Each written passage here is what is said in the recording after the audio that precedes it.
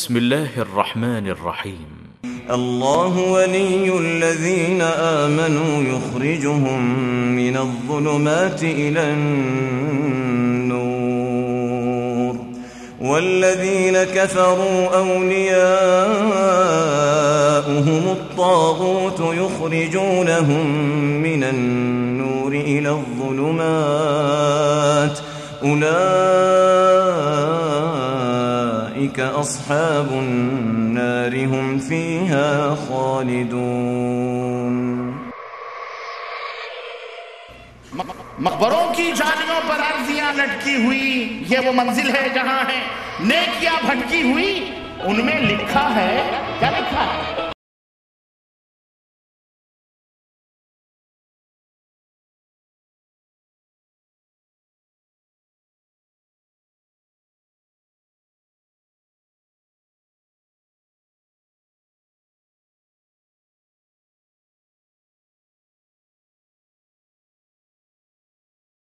شیخ معراج ربانی آج عرس کے بارے میں گفتگو فرمائیں گے کہ اس کی حقیقت کیا ہے۔ سب سے بڑی پریشانی یہ تھی کہ آپ عرس کا نقشہ کھینچو گے کیسے؟ ہمیں کھینچنے کے نانی کے آگے ننیحال کا تذکرہ، ہم سے پوچھو نانی کا تذکرہ کیسے ہوتا ہے؟ ننیحال میں ہم رہنے والے یہاں تو کر کے نکلے ہیں محاسبے۔ یہ قریب میں ان مجالس کی رونق ہوا کرتے تھے۔ عرس عاقل صاحب دیوبند کے، ان کو تکلیف ہوتی ہوگی لیکن توبہ کر کے آ گئے ہیں ادھر۔ نواز کے چاہنے والوں کا یہ ہجوم اپنے خواجہ کے قدموں میں سلام عقیدت پیش کرنے کے لیے جا رہا ہے۔ فَسَيَرَا اخْتِلَافًا كَثِيرًا، تو انقریب وہ بہت زیادہ اختلافات دیکھے گا دنیا کے اندر، بہت زیادہ امت میں اختلاف ہوں گے۔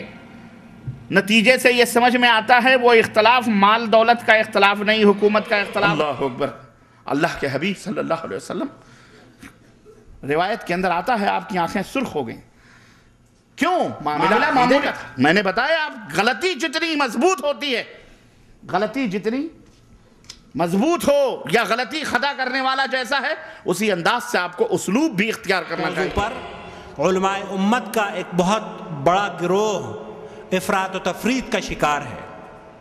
یزید نے کہا اللہ تعالیٰ برا کرے ابن سمیہ کا، واللہ اگر میں تمہارے باپ کے پاس ہوتا تو مجھ سے جو شخص لا الہ الا اللہ کہتا ہے، اللہ سبحانہ وتعالی 99 بلائیں اس سے دور فرما دیتے ہیں۔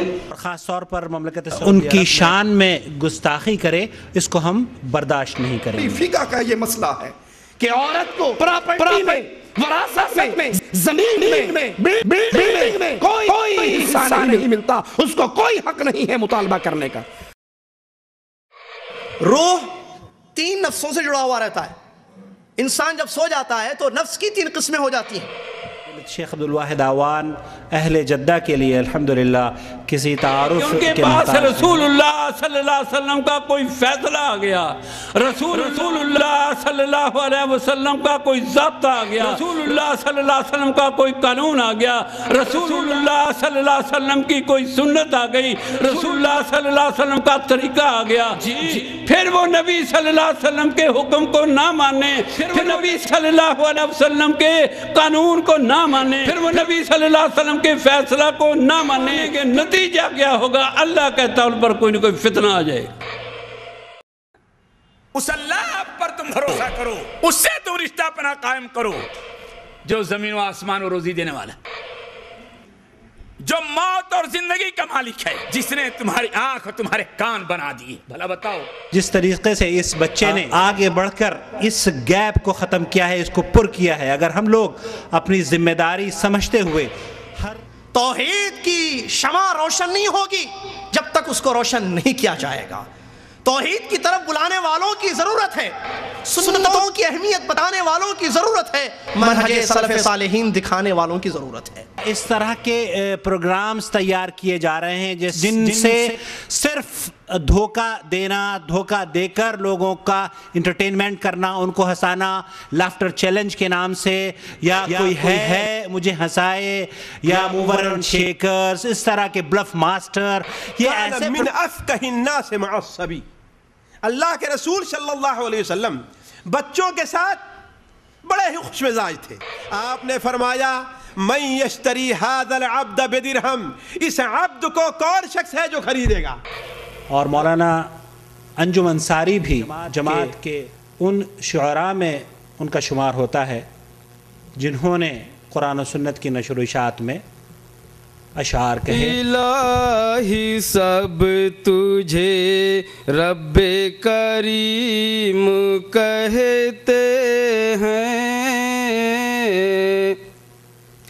الہی سب تجھے رب کریم کہتے ہیں، تجھی کو مالک عرش عظیم کہتے ہیں۔ ہماری زندگی کیا ایسی گزر رہی ہے؟ عبداللہ بن عمر کہا کرتے تھے، جیسا کہ بخاری کی حدیث ہے، اذا امسیت فلا تنتظر الصبح واذا اصبحت فلا تنتظر المساء، صبح اٹھو تو شام کا انتظار مت کرنا کہ شام میں توبہ کروں گا، بعد میں توبہ کروں گا، بعد میں معافی مانگوں گا، نہیں، اور شام کو تم زندہ رہو تو پھر صبح کا انتظار مت کرنا، صبح اٹھو تو شام کا انتظار مت کرنا۔ آگے حضرات، آج کی نشست کے دوسرے خطیب ہیں فضیلت شیخ مقصود الحسن فیضی۔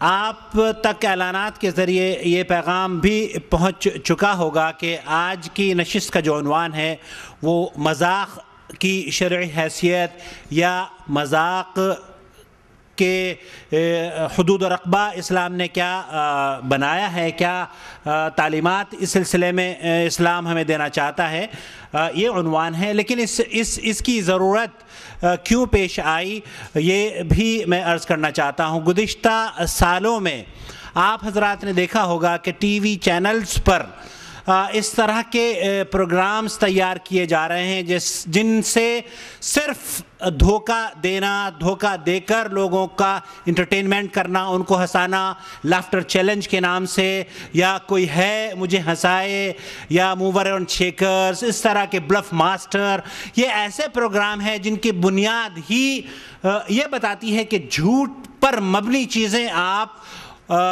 عوام کے سامنے پیش کیجئے، ان کو ہنسائیے اور کسی طریقے سے جھوٹ کو فروغ دیتے چلے جائیے۔ آئیے ہم فضیلت شیخ سے سنتے ہیں کہ اسلام ہمیں مذاق کی حدود یا مذاق کے بارے میں کیا احکامات ہمیں بتانا چاہتا ہے۔ فضیلت بعض لوگوں شیخ۔ کو بڑا تعجب ہوتا ہے، مثال کے طور پر آج سے کئی سال پہلے جب ہم نے مذاق سے متعلق کچھ لوگوں کے سامنے آداب مذاق کے رکھنے چاہے تو لوگوں نے کہا کیا مذاق بھی کوئی ایسی چیز جس کے اوپر کوئی تقریر کی جائے؟ ابھی کچھ دن پہلے غصہ اور غصے سے متعلق اللہ کے رسول صلی اللہ علیہ وسلم کی کیا تعلیمات ہیں یہ رکھنا چاہا تو لوگوں نے کہا کیا یہ بھی کوئی موضوع جس پر کوئی تقریر کی جائے؟ یہ کیا چیز ہے؟ یہ وجہ اس کی یہ ہے کہ ان چیزوں سے متعلق اللہ تبارک و تعالیٰ نے ہمارے اور آپ کے لیے جو حدود متعین کی ہیں ہم نہ اس کے پابند رہتے ہیں اور نہ ہی اس سے معلومات حاصل کرنا چاہتے ہیں۔ بہت سے لوگ ارے بھائی وہ غصے میں آ گیا، غصے میں آ کے اس نے ایسی حرکت کر دی، یہ حجت بالکل بکواس ہے، شریعت کی نظر میں مقبول نہیں ہے۔ اگر کوئی شخص غصے میں آ کر کے اپنی بیوی کو طلاق دے دے تو کیا اس کی بیوی کو آپ گھر واپس ارے بھائی غصے میں آ گیا چھوڑ دو جانے دو واپس کر دیں گے؟ جی نہیں، قطعاً نہیں ہے۔ اگر کوئی آدمی غصے میں آ کر کے آپ کو ایک تھپڑ مار دے تو آپ اسے برداشت کر لیں گے؟ اگر آپ کا بس چلے گا تو نہیں چلے گا۔ اگر کوئی آدمی اس قدر خوش ہو جائے آپ سے کہ باپ اس قدر اپنے بیٹے سے خوش ہے کہ اسے باپ کہنا شروع کر دے، بیٹا اس قدر باپ سے خوش ہو جائے کہ اسے سجدہ کرنا شروع کر دے، آپ اس کو قبول کریں گے؟ اس قدر خوشی کا موقع آپ کے سامنے آ جائے کہ آپ نماز ضائع کر دیں، آپ اسے قبول کریں گے؟ جی قطعاً نہیں قبول کریں گے۔ اس کا مطلب ہے کہ ان تمام امور میں، ان تمام حالات میں اللہ تبارک و تعالی نے ایک مسلمان کے لیے کچھ اصول متعین کیے، کچھ حدود رکھی ہیں جس سے آگے نہیں بڑھنا ہے، کچھ قاعدے رکھے ہیں جس سے تجاوز نہیں کرنا ہے، کچھ تعلیمات دی ہیں جس کا پاس اور لحاظ رکھنا ہے۔ تو اسی طریقے سے خوش طبعی ایک اچھی چیز ہے، اللہ تبارک و تعالی نے اس کی بڑی اہمیت بیان کی ہے، نبی کریم صلی اللہ علیہ وسلم نے اس کی بڑی اہمیت بیان کی ہے. فَإِمَا رَحْمَةٍ مِّنَ اللَّهِ لِنْتَ لَهُمْ وَلَوْ كُنْتَ فَظًّا غَلِيظَ الْقَلْبِ لَانفَضُّوا مِنْ حَوْلِكَ. اللہ تعالیٰ کا فضل ہی ہے کہ اللہ تعالیٰ نے آپ کو نرم خو اور نرم دل بنایا ہے. اگر آپ ہمیشہ تند خو ہی رہتے, سخت مزاج ہی رہتے, تو آپ کے پاس سے لوگ بھٹک جاتے. یہ تعلیم ہے نبی کریم صلی اللہ علیہ وسلم کے ذریعے آپ کے واسطے سے امت کے تمام داعیوں کو, تمام دعات کو, ہر مدرس کو, ہر معلم کو, کہ وہ ہر وقت تند خو اور بچوں پر سخت ہی نہ رہے, بلکہ جنہیں دعوت دے رہا ہے, جنہیں سکھا رہا ہے, جنہیں پڑھا رہا ہے, ان کے ساتھ نرمی اور اچھے اسلوب سے پیش آئے. ایک بار مجھے بڑی پسند آئی وہ حدیث, اور بہت سے لوگوں کو تعجب بھی ہوگا اس حدیث کے اوپر. امام بخاری رحمہ اللہ اپنی کتاب الادب المفرد میں نقل کرتے ہیں, حضرت ابو ہریرہ رضی اللہ تعالیٰ عنہ کا بیان ہے کہ ایک بار نبی کریم صلی اللہ علیہ وسلم صحابہ کرام کے پاس تشریف لے آئے. دیکھا کہ لوگ ہنس رہے ہیں. ظاہر بات اللہ تعالیٰ نے ہنسنے کی اجازت دی ہے, رونے کی بھی اجازت دی ہے, ہنسنے کی بھی اجازت دی ہے, لیکن اس کے لیے بھی کیا ہے, ایک حدود ہے. سورہ النجم میں کیسے اضحک و ابکا, اس نے رلایا ہے اور ہنسایا بھی ہے. علماء کہتے ہیں رلانا ہنسانا کیا معنی ہے, یعنی وہ اللہ تبارک و تعالیٰ ہی نے بندے کے اندر رونے کی صلاحیت پیدا کی ہے اور بندے کے اندر ہنسنے کی بھی صلاحیت پیدا کی ہے. اضحک و ابکا. تو صحابہ کرام ہنس رہے تھے, لیکن یہ موقع نہیں ہے کہ ہنسنے کے کیا حدود ہے میں آپ کے سامنے رکھوں, یہ ایک دوسرا موضوع ہے. لیکن جو مرد کرنا ہے کہ آپ صلی اللہ علیہ وسلم تشریف لے آئے تو دیکھا تمام صحابہ کرام ہنس رہے ہیں, بیٹھے ہوئے ہیں مجلس میں. آپ صلی اللہ علیہ وسلم کے پاس تشریف لا کر کہتے ہیں کہ والذی نفس محمد بیدی, اس ذات کی قسم جس کے ہاتھ میں محمد صلی اللہ علیہ وسلم کی جان ہے, جو کچھ میں جانتا ہوں اگر وہ تم جان جاؤ تو رو گے زیادہ اور ہنسو گے کم. آپ نے یہ بات کچھ ایسے پر اثر انداز میں بیان کی کہ صحابہ کرام رونے لگے, بڑے متاثر ہوئے, اور آپ صلی اللہ علیہ وسلم انہیں روتا چھوڑ کر کے واپس چلے گئے. رب کو یہ بات پسند نہیں آئی. چنانچہ اللہ کے رسول صلی اللہ علیہ وسلم کی طرف اللہ تعالیٰ وحی فرماتا ہے. اس حدیث کو علامہ البانی نے صحیح ادب المفرد کے اندر نقل کیا, امام بخاری ادب المفرد میں نقل کرتے ہیں. اللہ تعالیٰ فرماتا ہے کہ یا محمد لما تقنط عبادی, میرے بندوں کو اس قدر تو تنگ دل کیوں کرتا ہے, کیوں نا امیدی انہیں دلا رہا ہے. آپ صلی اللہ علیہ وسلم تشریف لے آتے ہیں دوبارہ. ذرا یہ دیکھیے میں کہہ رہا ہوں کہ خوش طبعی کی اسلام میں کیا اہمیت ہے.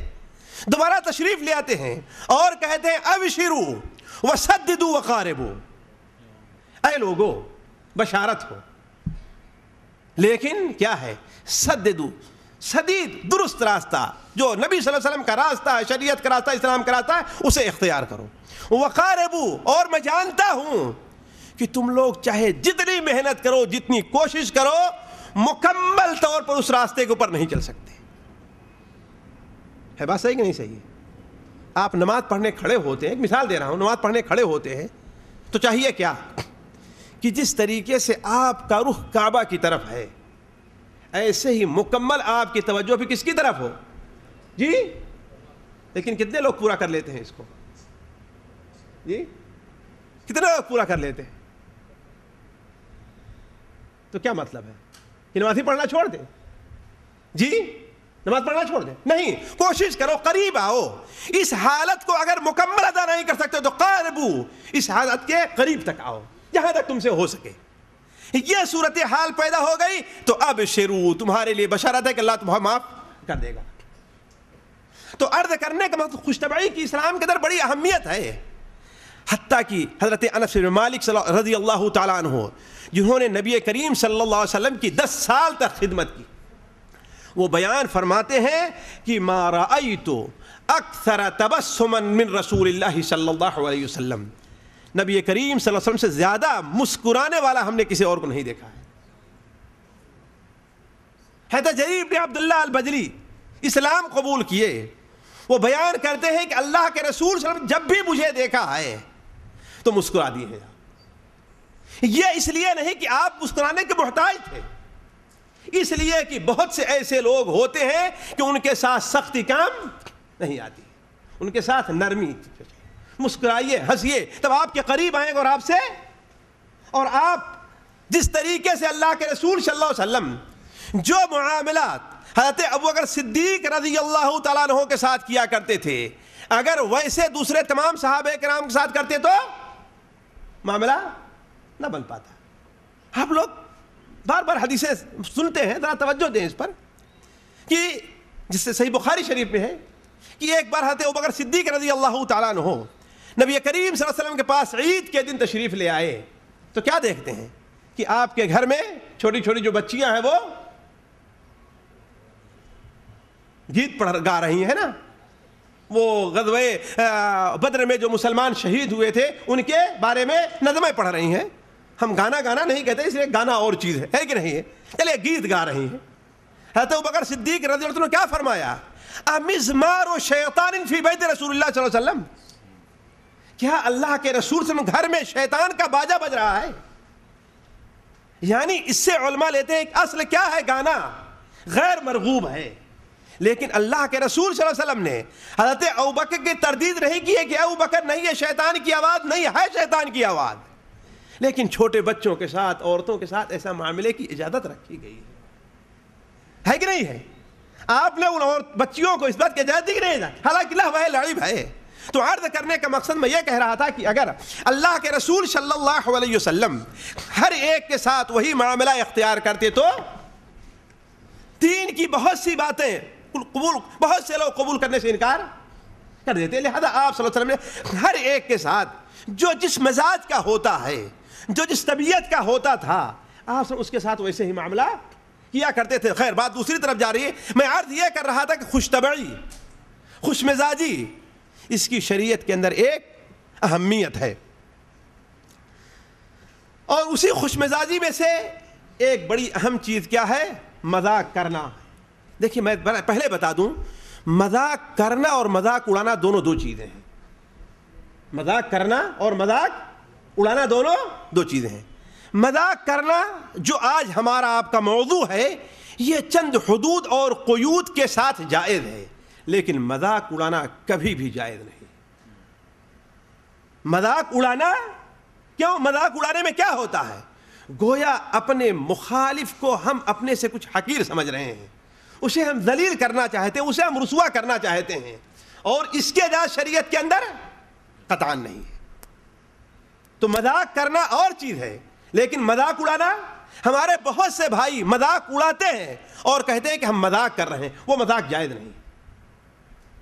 کہ کسی کا آپ مذاق اڑائے، اسے رسوا کریں، وہ اسے ناپسند کرتا ہے، وہ اسے اچھا نہیں سمجھتا ہے. لیکن آپ کا مقصد کیا؟ جیسے کچھ لوگ ہوتے ہیں نا، بڑے سیدھے سادھے، جس مجلس سے پہنچ گئے لوگ ان کا چٹکلا، ان کے بارے میں چٹکلا چھوڑنا شروع کر دیا ہے کہ نہیں؟ تو یہ چیز قطعاً جائز نہیں ہے. یا ایھا الذین آمنوا لا یسخر قوم من قوم عسى ان یکونوا خیرا منہم ولا نساء من نساء عسى ان یکن خیرا منہن. اے لوگوں جو ایمان لائے ہو، نہ قوم مرد کسی دوسرے مردوں کا مذاق اڑائیں، ہو سکتا ہے کہ اللہ تعالیٰ کے نزدیک وہ ان سے بہتر ہوں، اور نہ ہی عورتیں دوسری عورتوں کو مذاق اڑائیں، ہو سکتا ہے کہ اللہ کے نزدیک وہ ان سے بہتر ہوں. تو عرض کر رہا تھا یہ فرق سمجھیں گے. میں مذاق اڑانے سے متعلق کوئی گفتگو نہیں کر رہا ہوں ابھی، اس لیے کہ مذاق اڑانا قطعاً ناجائز اور حرام ہے. البتہ ہماری گفتگو کس سے متعلق ہے؟ مذاق کرنے سے متعلق. اس کی شریعت نے اجازت دی ہے، لیکن اس کے حدود اور قیود کیا ہیں؟ میں اس سے متعلق آپ کے سامنے 3 باتیں رکھوں گا اور کوشش کروں گا کہ وقت کے اندر اپنی بات کو پوری کر دوں. خصوصاً میری ذرا طبیعت بھی ایک ہفتے سے برابر نہیں چل رہی ہے، اور دوسری بات یہ ہے کہ وقت بھی نہیں ہے. 3 چیزیں آپ کے سامنے رکھوں گا. پہلی چیز یہ ہے کہ انسان مذاق کیوں کرتا ہے؟ انسان مذاق کیوں کرتا ہے؟ دوسری چیز یہ ہے کہ مذاق کی مستحب بہتر صورتیں کیا ہیں؟ اور تیسری چیز یہ ہے کہ مذاق کی مذموم اور ناجائز صورتیں. اس سے پہلے یہ بات واضح جو ہم نے کیا آپ کے سامنے کہ مذاق کا حکم کیا ہے؟ مذاق کرنا کچھ حدود اور قیود کے ساتھ جائز ہی نہیں بلکہ مستحب ہے ساتھیو، جائز ہی نہیں بلکہ مستحب ہے، سنت ہے۔ حضرت عبداللہ ابن عباس رضی اللہ تعالیٰ عنہ سے کسی نے کہا مذاق کے بارے میں، تو کہا کہ نہیں، مذاق مباح ہے، قد مزح النبی صلی اللہ علیہ وسلم، لے کہ اللہ کے رسول سے مذاق کیا ہے۔ بلکہ اگر سلف کے اقوال اس سلسلے میں آپ کے سامنے رکھتے چلوں تو بات بڑی لمبی ہو جائے گی۔ حضرت ابراہیم نخعی سے کسی نے کہا، نہیں سفیان ثوری سے کسی نے کہا مذاق کرنا کوئی اچھی چیز نہیں ہے، کہا بل سننا، بلکہ مذاق سنت ہے، لیکن اس شخص کے لیے جو مذاق کی حدود اور قیود کو، اسی لیے آپ دیکھیں گے بعد علماء جب سیرت لکھتے ہیں، آپ سیر اعلام النبلاء اٹھا کر دیکھ لائیں، بہت سے علماء کے ترجمے میں یہ بات آتی ہے کہ ہاں یہ کثرت سے مذاق کیا کرتے تھے۔ کثرت سے مذاق کا یہ معنی نہیں کہ ان کا کام ہی مذاق تھا، نہیں، لیکن عام طور پر جہاں ضرورت ہوتی تھی وہ مذاق کا اسلوب استعمال کرتے، جیسے محمد ابن سیرین ہیں، محمد ابن سیرین ہیں، ان کے بارے میں آتا ہے کہ وہ بہت مذاق کیا کرتے تھے۔ بلکہ عطا کے بارے میں ایک شخص نے پوچھا کہ عطا ابن رباح کا کیا حال ہے؟ کہا کہ تمہیں معلوم نہیں ہے کہ رات تو ان کا انتقال ہو گیا تھا، ان کی وفات ہو گئی تھی۔ کہا تھا انا للہ و انا الیہ راجعون، ہنسنے لگے۔ کسی نے کہا اللہ کے بندے، رات کو جو آدمی سوتا ہے اس کی وفات ہوتی کہ نہیں ہوتی ہے؟ اللہ یتوفی الانفس حین موتها، ہے کہ نہیں ہے؟ اللہ یتوفی الانفس حین موتها، اللہ تعالیٰ روح کو قبض کر لیتا ہے کب؟ موت کے وقت۔ اس لیے موت، نیند کو وفات صغرا کہا جاتا ہے۔ تو ان کا مقصد کیا تھا؟ نیند۔ کہا رات میں تو ان کی وفات ہو گئی تھی، رات میں ان کی وفات ہو گئی، تو بڑا تعجب کیا اس نے۔ تو حضرت سعید ابن سیری کے بارے میں آتا ہے، امام شعبی رحمہ اللہ کے بارے میں آتا ہے، اور ان کے مذاق بڑے نقل بھی کیے گئے ہیں۔ بلکہ ایک بار ان سے کسی نے پوچھا کہ اچھا یہ بتائیے کہ شیطان کی بیوی کا کیا نام ہے؟ کسی نے پوچھا کہ شیطان کی بیوی کا کیا نام ہے؟ کہا بھائی یہ وہ برات ہے جس کے اندر میں شریک نہیں تھا، یہ وہ برات ہے جس میں شریک نہیں ہوا تھا، تو کیسے اس کو بتا دوں میں، ہے کہ نہیں؟ تو عرض کرنے کا مقصد یہ ہے کہ علماء نے مذاق کو جائز سمجھا ہے، بلکہ سنت کہا ہے، بشرط ہے کہ اس کے لیے کچھ حدود اور قیود ہے۔ وہ حدود اور قیود میں آپ کے سامنے آگے رکھتا ہوں، لیکن سب سے پہلے اس سے ہم یہ دیکھ لیں کہ انسان مذاق کیوں کرتا ہے، مذاق کے اسباب کیا ہوتے ہیں۔ اس لیے کہ اس کا تعلق ہمارے موضوع سے ہے، اور اس چیز کو ہمیں پہلے سامنے رکھنا چاہیے۔ دیکھیے پہلی چیز یہ ہے، انسان خوش طبعی کے لیے، اس لیے کہ بہت سے لوگ ہوتے ہیں، چھوٹے چھوٹے بچے ہیں، اگر آپ ان کے ساتھ ہمیشہ ہی سنجیدگی سے رہیے، ان کے سامنے اپنا چہرہ غصے سے بنا کر کے رکھیے، تو وہ آپ کے قریب کبھی بھی نہیں آئیں گے۔ ہے بات صحیح نا؟ اسی لیے حضرت انس بن مالک کی روایت ہے، امام ابو شیخ اصبہانی رحمہ اللہ اپنی کتاب اخلاق النبی میں نقل کرتے ہیں، کان من افقہ الناس مع الصبی، اللہ کے رسول صلی اللہ علیہ وسلم بچوں کے ساتھ بڑے ہی خوش مزاج تھے، ان کے ساتھ ہمیشہ خوش مزاجی سے پیش آیا کرتے تھے۔ تو انسان بسا اوقات کیا مذاق کرتا ہے؟ خوش طبعی کے لیے، اور اس لیے مذاق کرتا ہے کہ جو آدمی مجھ سے کچھ چاہتا ہے، میرے قریب آنا چاہتا ہے، اسے تھوڑا جذبہ پیدا ہو۔ اگر شرما رہا ہے کوئی بچہ، کسی نے اپنے بچے کو آپ کے پاس بھیجا کسی مقصد کے لیے، آپ کہیں ہاں بھائی کس لیے آئے ہو، کیا کام ہے تمہارا؟ اور خاص طور پر اگر ہمارے عاقل صاحب طریقے سے ماشاءاللہ اچھا ڈیل روڈ سے رہا، بچہ ایسے ہی ڈر جائے گا دیکھ کر کے، مجھے ساتھ میں تو ایسے ہی ڈر جائے گا ان کو دیکھ کر کے۔ جو کچھ اسے عرض کرنا ہے، پیش کرنا، وہ بھی نہیں پیش کر سکے گا۔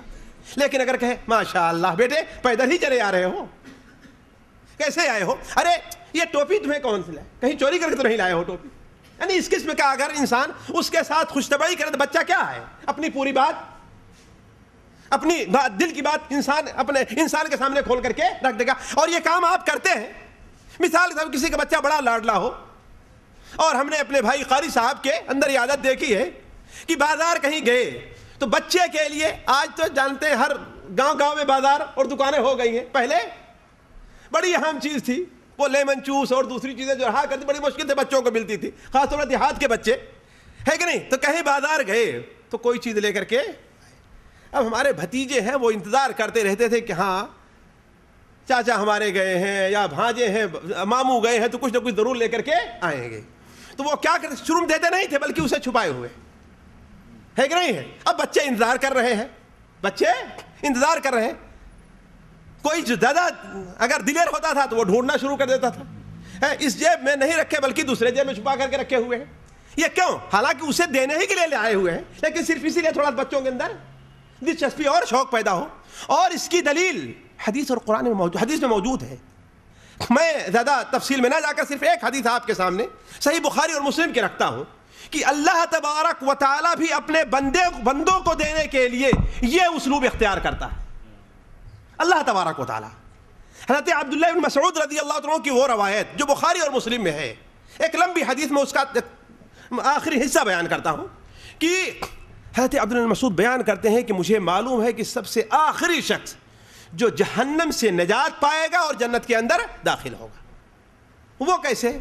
کہا پل صراط پر سے وہ گرتے پڑتے زخم کھاتے, آگے اسے جھلسا رہی ہوگی, وہ گزرے گا. اور جب بیچارہ کسی طریقے سے جہنم کے کنارے یعنی باہر نکل گیا تو وہ پیچھے مڑ کر کے دیکھے گا کہ الحمدللہ الذی نجانی من, اس اللہ کا بڑا شکر ہے کہ اس نے مجھے تجھ سے نجات دے دیا, اور اللہ نے میرے اوپر وہ کرم کیا ہے, آج وہ رحم کیا ہے کہ آج تک اللہ نے کسی کے اوپر وہ رحم نہیں کیا ہوگا. ذرا اس موقف کی سختی کو دیکھیں, جہنم کی آگ اور پرسرات کی, اس سے کسی کو نجات اگر مل جائے تو بڑی اہم چیز ہے. پھر جب آگے بڑھے گا تو اللہ تعالیٰ اس سے پوچھے گا اے بندے تو جنت میں چلا جا. جب جنت کے قریب پہنچے گا تو کیا دیکھا کہ جنت ایسی محسوس کہ بالکل فل ہے, اس میں کوئی جگہ نہیں رہ گئی. اللہ تعالیٰ ایسی ظاہر کرے گا اس بندے کے سامنے. تو بندہ واپس آئے گا, کہے گا اے اللہ تعالیٰ اس میں تو کوئی جگہ ہی نہیں, میں کہاں جا کر کے ٹھہروں. اللہ تعالیٰ کہے گا کہ اے بندے جا جنت میں, تجھے جگہ مل جائے گی. پھر دوبارہ جائے گا, پھر دوبارہ اس کے سامنے جنت ایسی محسوس ہوگی اس میں کوئی جگہ ہے ہی نہیں. کہے گا اے اللہ تعالیٰ گیا, میں دیکھ کر کے آیا, دوسری بار بھی گیا, لیکن وہاں کوئی جگہ نہیں ہے. اللہ تعالیٰ فرمائے گا اے بندے جا دیکھ کر کے آ, کیا تو چاہتا ہے کہ تجھے جنت کے اندر اتنی جگہ دی جائے جتنی پوری دنیا ہے, پوری دنیا ہے, پوری دنیا, یہاں تک اس دنیا کے 10 گنا جگہ تو جنت میں چاہتا, 10 گنا جگہ جنت میں چاہتا ہے تو. وہ بندہ کہے گا اے اللہ تعالیٰ اتستہزئ بی وانت رب العالمین, اے اللہ اس میں تو ایک آدمی کے لیے بھی جگہ نہیں ہے, آپ ہم سے مذاق کرتے ہیں حالانکہ آپ رب العالمین ہیں. اللہ تعالیٰ فرمائے گا میں مذاق نہیں کرتا, لیکن میں جو کرنا چاہوں اس کے اوپر قادر ہوں. تو آخر اللہ تعالیٰ بندے کو بار بار کیوں؟ اس لیے سخت پریشانی سے ہو کر کے آیا ہے. اس کے دل میں کتنے جذبات, کتنے خیالات پیدا ہوتے رہے ہوں گے جب جہنم کی آگ اسے لپٹ رہی ہوگی, پرسرات پر سے وہ گرنا چاہتا ہوگا, اسے آنکڑے زخمی کر رہے ہوں گے, کیسے خیالات اس کے اندر پیدا ہو. اگر فوراً اس کے ساتھ اللہ تبارک و تعالیٰ یہ اسلوب نہ اختیار کرتا تو وہ اللہ تعالیٰ سے کچھ بھی نہیں مانگتا. تو عرض کرنے کا مقصد یہ ہے کہ بسا اوقات انسان بچوں کے ساتھ اس قسم کی یا عورتوں کے ساتھ انہیں شوق دلانے کے لیے, انہیں جذبہ دلانے کے لیے یہ باتیں کیا کرتا ہے. خود حضرت انس بن مالک بیان کرتے ہیں کہ اللہ کے رسول صلی اللہ علیہ وسلم مجھے کیا کہا کرتے تھے, یا ذل اذنین, اے دو کان والے. حالانکہ ہر آدمی کے دو کان ہیں, لیکن مذاق کرتے ہوئے یا ذل اذنین, اے دونوں کان والے. تو بسا اوقات انسان خوش طبعی کے لیے, بچوں کو جذبہ دلانے کے لیے, کمزور ایمان والے لوگ, وہ لوگ جو درس میں آنا چاہتے ہیں لیکن بس تھوڑا سا کوئی بہانہ مل گیا تو اس کو چھوڑ کر کے چلے جاتے ہیں. آئے یہاں پر کھڑے ہوئے دیکھے کہیں گاڑی کے لیے پارکنگ نہیں ملی تو واپس چلے گئے. اندر آخر آنا چاہے, جہاں وہ بیٹھنا چاہتے ہیں یعنی کرسی پر بیٹھنا تھا مثال کے طور پر, دیکھیں کوئی کرسی خالی نہیں ہے تو وہ اپنا دائیں بائیں کھینچے اور نکل گئے. ایسے لوگوں کی دل جوئی کے لیے, خوش طبعی کے لیے مذاق شریعت کے اندر کیا ہے, جائز ہے. اور ایسا بلکہ یہ کہیے کہ اس لیے انسان مذاق کرتا ہے. دوسرا سبب جو مذاق کا بنتا ہے وہ تسلی, تکان کو دور کرنے اور دلچسپی کے لیے ہوتا. وہ کس طریقے سے؟ اس لیے کہ انسان کی ایک طبیعت ہے کہ ایک نہج پر سنجیدگی سے کام کرتے کرتے وہ اکتا جایا کرتا. اور عام طور پر لوگ ہوا کرتے ہیں, عام طور پر لوگ رہتے ہیں کہ بالکل سنجیدگی کے موڈ میں رہتے ہوئے وہ اکتا جاتے ہیں. لہذا وہ کیا چاہتے ہیں کہ تھوڑی دیر کے لیے 10 منٹ کے لیے 5 منٹ کے لیے وہ کیا ہے. مثال کے طور پر حضرت حنظلہ الکاتب نبی کریم صلی اللہ علیہ وسلم کی خدمت میں حضرت ابوبکر سے ملاقات ہوتی ہے ان کی, تو وہ کیا کہتے ہیں؟ بیٹھے رو رہے ہیں, بیٹھے رو رہے ہیں. حضرت ابوبکر نے کہا کہ حنظلہ رو کیوں رہے ہو؟ تو کہا کہ نافق حنظلہ, حنظلہ تو منافق ہو گیا, حنظلہ منافق ہو گیا. کہا کہ وہ کیسے؟ کہا جب نبی کریم صلی اللہ علیہ وسلم خدمت میں رہا کرتے ہیں تو دل کی کیفیت اور رہا کرتی ہے. اور آپ خود اندازہ لگائیں, جب اس مجلس میں بیٹھے رہتے ہیں, جیسے ہمارے بھائی نے بڑے اچھے انداز میں آپ کو توکل یا اللہ تعالیٰ پر بھروسہ, اللہ کی نعمتوں قدر کی باتیں سنائی, تو ہر انسان دل میں کیسے جذبات پیدا ہوں گے. لیکن یہاں جانے کے بعد پھر دکان پر گئے تو وہ چیزیں, وہ کیفیت نہیں رہتی جو یہاں پر باقی ہے. تو حضرت حنظلہ کہیں کہ اللہ کے رسول خدمت میں جب رہتے ہیں تو اور کیفیت رہا کرتی ہے, دنیا سے بالکل بے رغبتی کہاں رہا کرتی ہے, گویا کہ ہم جنت کو دیکھ رہے ہیں اور ہمیں دنیا سے کنارہ کش ہو کے سارا یہی کام کرنا چاہیے. لیکن جب بچوں کے ساتھ آئے, حدیث کے اندر آفسنا اور آنسنا کے الفاظ آئے ہیں. آنسنا کے معنی لکھا ہے علماء نے کہ جب ان کے ساتھ ہنسے کھیلے مذاق کیے تو وہ کیفیت باقی نہیں رہ جاتی ہے. حضرت ابوبکر ان کو لے کے اللہ کے رسول کی خدمت میں آئے, اور جب یہ بات ذکر ہوئی تو آپ نے کیا بیان فرمایا؟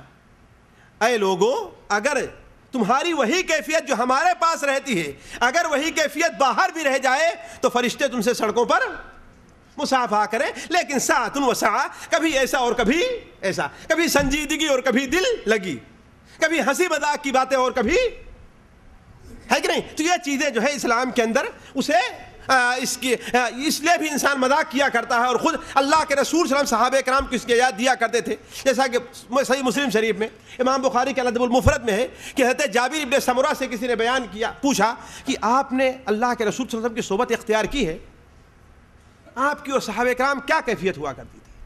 تو آپ کہنے لگے کہ اللہ کے رسول صلی اللہ علیہ وسلم صبح کی نماز جب پڑھتے تھے تو اپنے مصلی سے اس وقت تک نہیں ہٹا کرتے تھے جب تک کہ سورج نکل جائے, اور سورج نکلنے کے بعد 2 رکعت نماز نہ پڑھ لیں.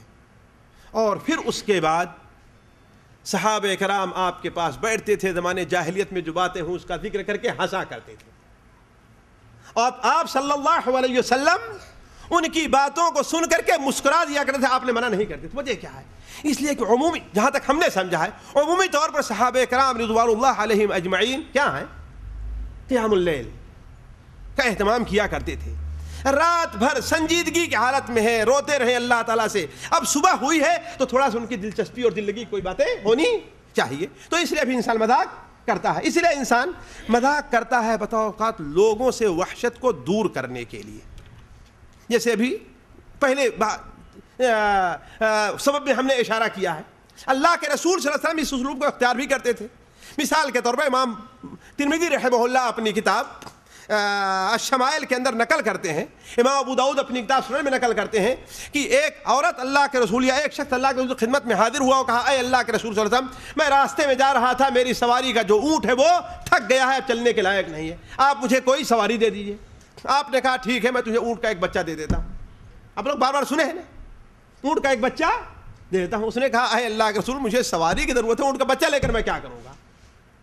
تو آپ نے فرمایا, اللہ کے بندے, چاہے اونٹ بڑا ہی ہو لیکن کسی اونٹنی کا بچہ ہی تو ہے نا, ہے کہ نہیں ہے اونٹنی کا. تو آپ صلی اللہ علیہ وسلم ذرا اس کی وحشت کو, اس کی اجنبیت کو تھوڑا سا دور کرنا چاہتے تھے. اسی طریقے سے انسان بسا اوقات تعلیم کے لیے بھی, اور یہ بڑی اہم چیز ہے, دعات کو اور معلمین کو, مبلغین کو یہ اسلوب خصوصی طور پر استعمال کرنا چاہیے کہ انسان تعلیم کو دینے کے, بسا اوقات عام تعلیم سکھانے کے لیے اور بسا اوقات کسی چیز کے نقصان کو واضح کرنے کے لیے انسان مذاق کے طور پر کوئی بات کیا کرتا ہے. ہمارے یہاں پر ایک مشہور شاعر کون ہے؟ اکبر الہ آبادی ہے, ظاہر بات ان کے یہاں بڑی چیز پائی جاتی تھی, ہے کہ نہیں؟ وہ تو کہا کرتے تھے کہ خدا کا شکر ہے بیوی میاں دونوں مہذب ہیں, خدا کا شکر ہے بیوی میاں دونوں مہذب ہیں, ہے نا, انہیں پردہ نہیں آتا, انہیں غصہ نہیں آتا, ہے کہ نہیں؟ خدا کا فضل ہے بیوی میاں دونوں مہذب ہیں, انہیں پردہ نہیں آتا اور انہیں, ظاہر بات مزاحیہ انداز ہی تو ہے نا. علامہ اقبال نے بھی خود کہا ہے, شیخ صاحب بھی تو پردے کے کوئی حامی نہیں, مفت میں کالج کے لڑکے ان سے بدزن ہو گئے, وعد میں فرما دیا تھا آپ نے کل صاف صاف، وعد میں فرما دیا تھا آپ نے کل صاف صاف، پردہ آپ کس سے کریں جب مرد ہی زن ہو گئے؟ یعنی ایک تعلیم لوگ بتانے کے لیے عورتوں کے پردے کی اہمیت، مرد کو داڑھی رکھنے کی اہمیت، مرد کو عورتوں کے اندر کوئی برائی تو اس پر غیرت آنے کی اہمیت ہے نا، اس چیزوں کو واضح کرنے کے لیے ان شاعروں نے یہ اسلوب اختیار کیا ہے. اور نبی صلی اللہ علیہ وسلم یہ اسلوب بڑا اختیار کیا کرتے تھے. مثال کے طور پر آپ صلی اللہ علیہ وسلم کو ایک تعلیم دینی تھی. وہ کیسے؟ ذرا پہلے وہ حدیث سن لیجئے جو امام بخاری اپنے شمائل میں نقل کرتے ہیں کہ ایک بڑھیا آتی ہے اور کہتی ہے اے اللہ کے رسول صلی اللہ علیہ وسلم آپ دعا کیجئے اللہ تعالیٰ سے کہ میں جنت میں داخل ہو جاؤں. تو آپ نے کیا فرمایا کہ بوڑھی عورت جنت میں نہیں جائے گی. اب روتے لگی بیچاری، روتے ہوئے واپس چلی جا رہی ہے. آپ نے کہا اسے بلاؤ، دوبارہ بلاؤ. دوبارہ واپس آئی تو آپ نے کیا فرمایا؟ اللہ کے بندی، کوئی عورت بوڑھی رہ کر کے جنت میں نہیں جائے گی. اللہ تعالیٰ کیا فرماتا؟ انا انشاناہن انشاء. ایک تعلیم دینی تھی کہ کوئی بھی مرد ہے، کوئی بھی عورت ہے، اپنی چاہے جس عمر میں اس کا انتقال ہو، ادھیڑ میں ہو، جوانی میں ہو، بڑھاپے میں ہو، لیکن جب وہ جنت میں جائے گا تو مرد کی عمر 30 سے لے کر کے 33 سال ہوگی اور عورت کی 17 18 اور 19 سے لگ بھگ عمر. انا انشاناہن انشان فجعلناہن ابکارا. اسے بیان کرنے کے لیے آپ نے کیا اسلوب استعمال کیا؟ مذاق ہے کہ نہیں؟ ایک مشہور صحابی ہیں خوات ابن جبیر، وہ شروع میں بھی مسلمان نہیں ہوئے تھے، یا مسلمان ہوئے تھے تو عام انصاری طریقے سے ان کا مذاق ابھی اسلام وہ ذرا صحیح انداز کا نہیں تھا. ایک بار آپ صلی اللہ علیہ وسلم تشریف لے جا رہے تھے تو کیا دیکھتے ہیں کہ خوات ابن جبیر بیٹھے 4-5 عورتوں سے بات کر رہے ہیں. ظاہر بات یہ چیز مرد کی شان و مردانگی کے خلاف ہے کہ مرد اکیلا ہو، درمیان میں 4-5 عورتیں ہوں، ان کے ساتھ گفتگو کر رہا ہو، ہے کہ نہیں ہے؟ یا عورت اکیلی ہو اور 4-5 مرد ہو، ان میں بیٹھ کر کے گفتگو، اللہ ہے کہ بھائی اس کی محرم ہو تو الگ بات ہے کہ نہیں؟ ماں ہو اپنے بچوں کے ساتھ بیٹھی ہوئی ہے، بہن ہے اپنے بھائیوں کے ساتھ بیٹھے، یہ الگ مسئلہ ہے. لیکن اجنبی عورتوں کے ساتھ ایسا بیٹھے، یہ کیا ہے؟ ہر ماحول کے اندر یہ برا سمجھا جاتا ہے نا. تو آپ صلی اللہ علیہ وسلم نے انہیں دیکھا تو کہا کہ اے ابو عبداللہ تم یہاں کیا کر رہے ہو؟ اے ابو عبداللہ تم یہاں کیا کر رہے ہو؟ تو ظاہر بات ہے اپنے عیب کو چھپانے کے لیے انسان کبھی جھوٹ بولتا ہے کہ نہیں ہوتا. انہوں نے کہا اے اللہ کے رسول صلی اللہ علیہ وسلم میرا ایک اونٹ ہے بڑا بدکتا ہے اور ادھر کہیں بھاگ گیا ہے، میں اسے ڈھونڈنے کے لیے آیا تو سوچا کہ ان عورتوں سے کہہ دوں کہ اس کے لیے کوئی رسی بٹ دے، اس لیے میں ان کے پاس رسی بٹانے کے لیے بیٹھا ہوا ہوں. حالانکہ یہ کیا تھا؟ ایک بہانہ تھا. اب آپ صلی اللہ علیہ وسلم انہیں جب بھی دیکھا کرتے تھے تو مذاق کے انداز میں کیا کہتے تھے؟ یا ابا عبداللہ ما ترک جملک الشراد، تیرے اونٹ نے ابھی تک بھدکنا نہیں چھوڑا. یعنی یہ انہیں بتانا تم جھوٹ بولے ہو، حالانکہ جو موقف تم نے اختیار کیا تھا وہ غلط. حضرت خوات ابن جبیر کہتے ہیں کہ میں اللہ کے رسول بچنا چاہا کبھی آپ کے سامنے نہ پڑھوں، اس لیے جب آپ مجھے دیکھتے تو کیا فرماتے تھے؟ یا ابا عبداللہ ما ترک جملک الشراد، تیرا اونٹ بھدکنا نہیں چھوڑا ابھی. کہتے ہیں ایک دن آپ صلی اللہ علیہ وسلم کسی جنازے میں آپ سے میری ملاقات آپ سے ہو گئی. آپ نے کہا کہ اے ابو عبداللہ ما ترک جملک الشراد، اے ابو عبداللہ تیرے اونٹ نے ابھی بدکنا نہیں چھوڑا. کہا اے اللہ کے رسول جب سے مسلمان ہو گیا ہوں اب نہیں بدکتا. جب سے مسلمان ہو گیا اب نہیں بدکتا. تو کہنے کا مطلب ہے کہ اللہ تبارک بندہ مذاق کبھی کرتا ہے، کیوں؟ تعلیم کی غرض سے. جیسے اللہ کے رسول صلی اللہ علیہ وسلم نے انہیں یہ کہنے کے بجائے کہ اے ابو عبداللہ یہ عیب کی بات ہے کہ ایک مرد اور تم عورتوں کے درمیان بیٹھے رہو، غیر محرم عورتیں ہیں، تو آپ نے ان کے لیے کیا اسلوب استعمال کیا؟ وہی جو انہوں نے کہا تھا اسی کو آپ برابر دہراتے رہے، ان کے ساتھ مذاق کرتے رہے. اسی طریقے سے انسان کبھی مذاق کرتا ہے جو بڑا عام ہے. اور تعلیم کی غرض سے کبھی میرے بھائی نے بھی پرسوں مجھے ایک قصہ سنایا، آپ کے سامنے رکھ دوں کہ بامبے میں ایک شخص اپنی بیوی کو لے کر کیا کہ دیہات کے علاقے سے، تو اس بیوی سے کسی نے بتا دیا تھا کہ بامبے میں فلاں جگہ دیکھنے کی ہے اور چوپاٹی بھی دیکھنے کی جگہ ہے. اب اس بیچاری کو کیا معلوم کہ چوپاٹی ہے کیا چیز، ہے کہ نہیں؟ پڑھے لکھے لوگ ہیں یا جو رہ چکے وہ جانتے ہیں کہ ہاں ہر قسم کی برائی کی جگہ کیا ہے، لیکن اس عورت کو کیا معلوم. تو وہ برابر اپنے شوہر سے کہتی رہی کہ ہاں بھائی چوپاٹی جانا ہے، یہاں تک کہ اب ناراض ہونی شروع کر دی کہ کتنے دن سے میں آئی ہوں بامبے لیکن ابھی تم مجھے چوپاٹی نہیں دکھا سکے. تو اس نے کہا ٹھیک ہے چلو اس اتوار کو چوپاٹی چلیں گے. चौपाटी चलेंगे। चुनांचे भी इतवार आया और 9-10 बजे तो बिल्कुल तैयार हो गए। किस लिए? चौपाटी जाने के लिए अच्छे कपड़े भी पहने और मेकअप भी किया और तैयार हो गए जाने। वो दरवाजे पर निकलता है, दरवाजे के किनारे ही एक धक्का देता है अपनी बीवी को। वो समझी कि हमसे मजाक कर रहे हैं, उधर जाती है। फिर अंदर आया, फिर दूसरे धक्का देता है, कहती कि हाँ मुझे ये सब बातें अच्छी नहीं लगती हैं। इसलिए कि छोटा सा घर रहता है बॉम्बे के अंदर, बगल वाली पड़ोस वाली औरतें भी देख रही हैं, और क्या देख रही हैं कि हाँ उसका शौहर उसे। तो 2-3 बार ऐसे धक्का देने के बाद जब नाराज होने लगी, कहा कि चौपाटी यही है। अगर धक्के खाना है बसों में और वहां पहुंच करके, तो चौपाटी क्या है? ऐसी। यानी उसने मजाक क्यों किया आखिर? ये बताने के लिए, सिखाने के लिए कि हाँ ये चीज क्या है, अच्छी चीज। तो इस तरीके से बहुत से लोग तालीम देने के लिए भी मजाक का उसलूब इस्तेमाल करते हैं। इसी तरीके से जो बड़ी अहम चीज़ होती है मजाक करने की, कि इंसान बसा औकात अपने ऐब को छुपाने के लिए मजाक करता है। कोई गलती कर रहा है, उससे कोई गलती हुई है कि नहीं है, लेकिन वो अपने ऐब को छुपाने के लिए मजाक किया करता है। जैसे अल्लाह के रसूल ज़माने का बड़ा मशहूर वाक़या है सोहेब रज़ी अल्लाह तआला अन्हु का, कि वो आप सल्लल्लाहु अलैहि वसल्लम के पास आए, और जाहिर बात उस वक्त फ़क्र और मस्कनत का हाल था। उनकी आँख आई हुई थी, उनकी एक आँख आई हुई थी, और खजूर उनको मिली तो खाना शुरू कर दिया। खजूर मिली तो खाना शुरू कर दिया। एक तो खजूर जाहिर बात आज तरह रोता भर तुम्हारा नहीं मिलती थी, वो कड़ी कड़ी खजूर, वो चिबा चिबा करके एक तो मेहनत लगती थी, दूसरे खजूर की तासीर गर्म है, अगर खजूर खाएंगे तो आँख पर नुकसान होगा, आँख को ज़रर पहुँचाएगी। तो आपने फरमाया कि अरे तुम्हारी आँख आई हो, तुम खजूर खा रहे हो?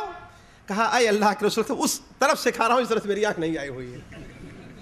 अपने आप को छुपाना चाहा ना। इस तरीके से आमतौर पर हमारे यहाँ पाया जाता है। हाँ भाई दर्स में क्यों नहीं आते? अब ये तो नहीं कहेंगे हाँ भाई ये बहाना नहीं, बस कोई ना कोई मजाक का उसलूब इंसान इस्तेमाल कर देता है। तो बसा औकात इंसान मजाक करता है, किस लिए? अपने ऐब को छुपाने के लिए। लेकिन अगर ये एक हद में रहे, अगर एक हद में रहे, जिस हद से मुताल्लिक आप अगर गौर करें तो उसके अंदर पहली चीज़ तो ये होनी चाहिए कि झूठ ना बोला जाए, झूठ ना बोला जाए, जैसे कि वो चीज़ें तफसील से मैं आप सामने रखें। दूसरी चीज़ ये है कि किसी के ऊपर जुल्म ना हो, किसी के ऊपर जुल्म ना किया जाए। ये चीज़ें अगर रह गई तो इन हदूद में रह करके ये मजाक जायज़ है। अच्छा, मजाक की मशरूअ और जायज़ सूरतें क्या हैं?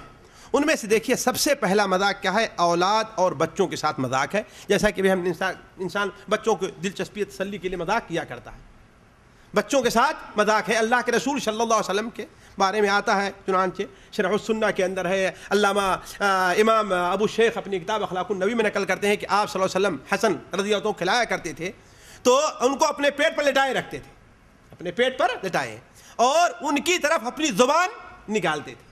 तो बच्चा जो ज़ुबान की सुर्खी को देखता था ना, तो उसे पकड़ने दौड़ता था, और जब पकड़ना तो आप उसको अंदर कर लिया करते थे। इस तरीके सामने करते, और जब बच्चा पकड़ने दौड़ता तो आप अंदर कर लेते। तो इस तरीके से इंसान बच्चों के साथ क्या है? मजाक करता है, और ये चीज़ मशरू है। हज़रत अनस बिन मालिक बयान करते हैं कि अल्लाह के रसूल सल्लल्लाहु अलैहि वसल्लम हमारे घर बराबर तशरीफ़ लाया करते थे। बसा औकात अज़ान हो जाती तो हमारे यहाँ आप मौजूद रहा करते थे। हमारा एक छोटा सा भाई था, इसे अबू उमैर कहा करते थे। उनकी क्या थी? एक छोटी चिड़िया थी। आप उनसे बराबर का, या चिड़िया का इंतकाल हो गया तो बड़े ही गमगीन रहा करते थे। आप उनके पास आते और जब घर तशरीफ़ लाते तो कहते कि या अबा उमैर मा फ़अलन नुग़ैर, ऐ अबू उमैर नुग़ैर, यानी वो बुलबुल जो तुम्हारा था वो कहाँ चला गया है? तो बच्चों को साथ मजाक करना जायज़ है। अल्लाह के रसूल सल्लल्लाहु अलैहि वसल्लम और सहाबा इकराम ऐसा किया करते थे। साथियों के साथ मजाक, वो साथी चाहे पढ़ने के साथी हों, काम के साथी हों, उठने बैठने के साथी हों, उनके साथ मजाक क्या है? जायज़ है। और सहाबे कराम ये क्या है? किया करते थे। बल्कि सहाबे कराम से मुताल्लिक सुनन इमाम बुखारी अदबुल मुफरद में है कि बैठते थे बित्तीख, ये तरबूज खाते रहते थे ना, मजाक के तौर पर एक छिलका दूसरे की तरफ जो है फेंका किया करते थे, मजाक में उठा करके फेंक दिए। तो यह चीज़ साथियों के साथ क्या मजाक करना जायज़ है। साथियों के साथ मजाक करने के अंदर कोई हरज की बात नहीं है। अल्लाह के रसूल सल्लल्लाहु अलैहि वसल्लम की ज़ौजे मुहतरमा हज़रत आयशा रज़ी अल्लाह बयान फरमाती हैं, मुस्नद अबू याला के अंदर रवायत है कि एक बार मैं आप सल्लल्लाहु अलैहि वसल्लम के पास तशरीफ़ ले गई, हरीरा बनाई थी, ये हलवे किस्म का होता है, हरीरा बनाई थी। तो देखा कि आपको चाहा कि आपको کھلا دیں، پیش کریں. آپ کے پاس حضرت سودا بیٹھی ہوئی تھی. ہم نے ان سے کہا سودا تم بھی کھاؤ، لیکن انہوں نے انکار کر دیا کھانے سے. ہم نے کہا کھاؤ ورنہ یہ حریرہ تمہارے منہ پر لیپ دوں میں. چنانچہ انکار کیا تو اس میں حضرت عائشہ نے اپنا ہاتھ رکھا اور سودا کے منہ پر لا کر کے لیپ دیا. ظاہر مذاقی تو ہے نا. ظاہر بات اگرچہ عمر کے اندر فرق ہے لیکن دونوں کا معاملہ ایک ساتھ کا ہے. کیوں؟ اس لیے کہ آپ صلی اللہ علیہ وسلم یہ بھی بیوی ہے اور وہ بھی بیوی تھی. اللہ کے رسول صلی اللہ علیہ وسلم یہ دیکھ کر کے ہنسنے لگے اور آپ نے اشارہ کیا کہ سودا تو اپنا بدلہ کیوں نہیں لیتی، تو اپنا بدلہ کیوں نہیں لیتی ہے. چنانچہ حضرت سودا نے بھی اس میں ہاتھ ڈالا اور حضرت عائشہ کے منہ پر لیپ دیا. آپ ہنستے رہے. تو عرض کرنے کا مقصد ہے کہ ساتھیوں کے ساتھ، ہم عمر لوگ ہوں یا ساتھی ہوں، ایک ساتھ کام کرنے والے ہیں، اگرچہ ان میں عمر کا تھوڑا سا فرق بھی رہتا ہے، یہ ایسی چیز ہے کہ ایسی حالت میں مذاق کرنا جائز ہے. اسی طریقے سے بہت سے لوگوں کے بارے میں یہ شکایت آتی ہے کہ اپنی بیوی کے ساتھ ان کا معاملہ بالکل ہٹلر جیسا رہا کرتا اور آپس میں اختلاف کی یہ بہت بڑی جڑ ہوا کرتی ہے. جب ہم نے وہ مضمون آپ لوگوں کے سامنے شاید جدہ ہی میں رکھا تھا کہ اللہ کے رسول سے بحیثیت شوہر، تو اس کے اندر یہ بات تھوڑی سی ہم نے تفصیل کے ساتھ رکھی تھی. نہیں، اللہ کے رسول صلی اللہ علیہ وسلم ازواج مطہرات کے ساتھ مذاق کرتے تھے. صحابہ کرام نے کیا ہے اور اس کی اجازت بھی دی ہے اور ایک مشروع چیز ہے.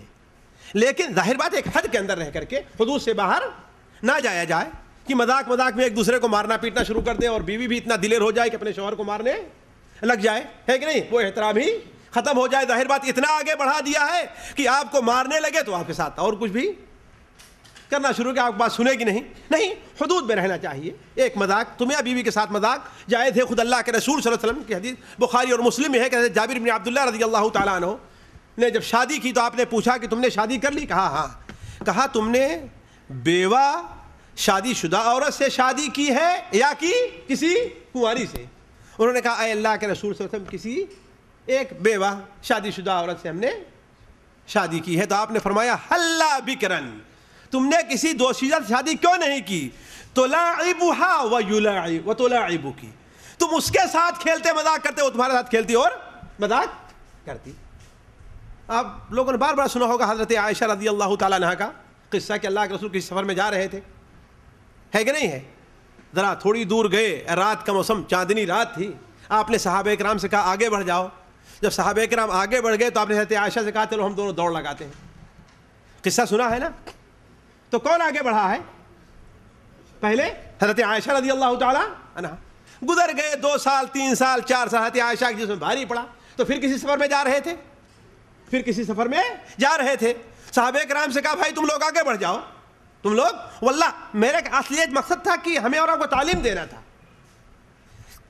میں تعلیم دے رہا تھا گھر کے اندر ہم بالکل ہٹلر ہی بن کر کے نہ رہے، گھر میں ہر دم بالکل سخت مزاج بن کر کے نہ رہے. اور یہ مزاج ہمارے یہاں بنا ہوا ہے بسا اوقات کہ جب تک بیوی کو مارا نہ جائے وہ سیدھی نہیں ہوتی.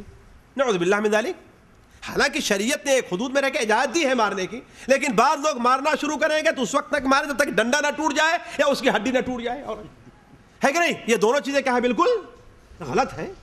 بہت سی عورتیں، بہت سے مرد، میں نام لے کر بتا دوں کہ پوری زندگی ان کی گزر گئی لیکن کبھی اپنی بیوی کے اوپر ہاتھ نہیں اٹھایا انہوں نے.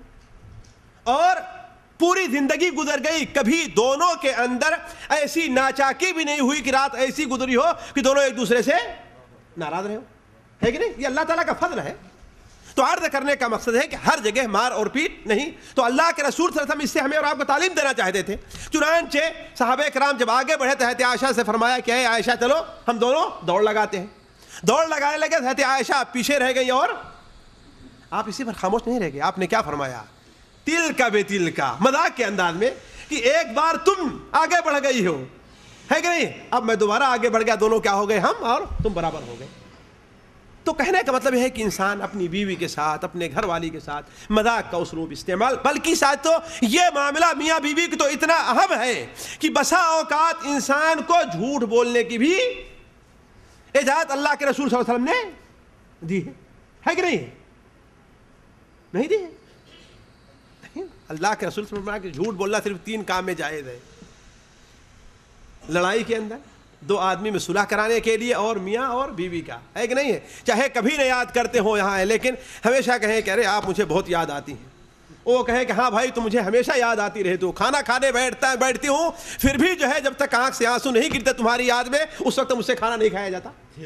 ہاں اگر ایسا نہ ہو، لیکن کیا ہے اس سے کیا ہوگا؟ مرد کا دل اور بھی عورت طرف مائل ہوگا، عورت کا دل اور بھی مرد کی طرف مائل ہوگا. ارے میں تمہارے لیے بڑی کوشش کیا، کوئی ایسا ہدیہ تحفہ مجھے مل جائے جو کسی نے اپنی بیوی کو نہ دیا ہو لیکن مجھے نہیں مل سکا، یا میرے یعنی اس قسم کی باتیں کر کے دل بیوی کے دل خوش کرانے کے لیے. تو جب جھوٹ کیے جاتے ہیں ساتھیوں تو مذاق کی جاتی کیوں نہیں ہے کہ نہیں؟